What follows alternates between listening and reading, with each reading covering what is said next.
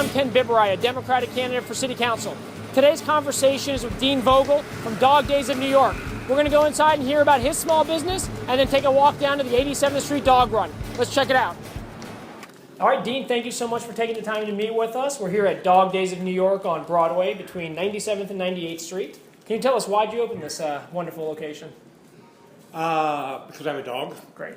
That I care about, and really felt that the quality of care of other places just wasn't there.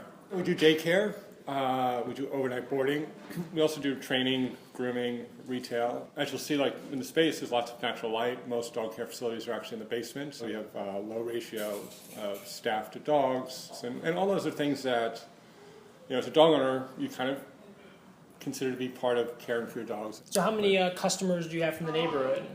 Probably about 400 now. Wow.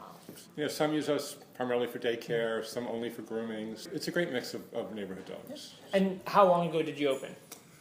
We opened in December 2012. So you mentioned the regulations. Can you talk a little bit more about that? Just to give me a little bit more insight, what kind of things are on the books or what kind of laws you think should be on the books or taken off the books? Dogs in the city are actually regulated under the Uniform Commercial Code, so they are treated no differently than you might treat an air conditioner or an article of clothing. It's funny because really, like my originally becoming involved in Dog Days New York really came out of was an extension of work I'd done at the dog run to raise money to restore that dog run, and increasingly people would share stories about problems in the run, but then it really kind of became broader issues. No one is doing anything to protect these dogs.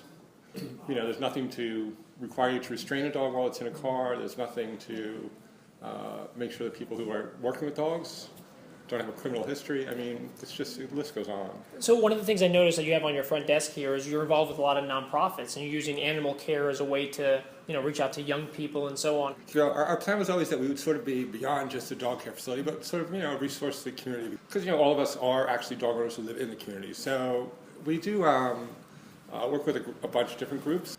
We both work with both fundraising groups with 105th Street and 87th Street Dog Run. We work with, there's a woman in the neighborhood who actually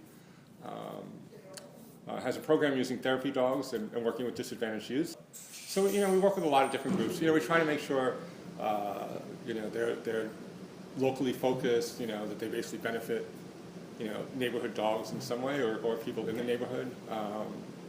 And so, it's probably like a half dozen or so. Well, one of the other things you mentioned, obviously, is the 87th Street Dog Run. So we're going to head down to 87th Street now with Dean and take a look at the dog run. Can you tell us a little bit about the history? This dog run's been in this location for 15 years or so. It was probably about 5 years ago that we really had sort of reached a point of tremendous disrepair. And part of its age, part of it was neglect. I think there were definitely problems with the initial design.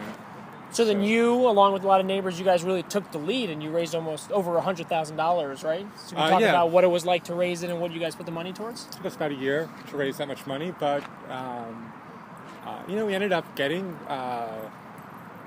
almost 300 local dog owners to donate and about 70 local businesses. So it really was truly a grassroots community initiative. Can you talk about some of the issues that dog owners face in the community? I always like to raise the issue of water. In all of Riverside Park, there's one water fountain that has basically a spout for a dog, and it's right here. And that's it.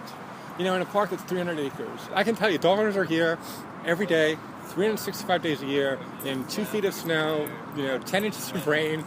So, I think more can be done to basically make this park inviting and welcoming to dog owners. Yes.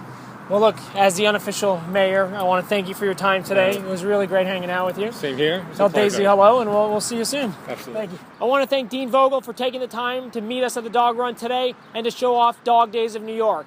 We need to stand up for the values of the Upper West Side, to keep it an age-friendly, family-friendly, and a pet-friendly neighborhood. Thanks for tuning in, and we'll catch you next time.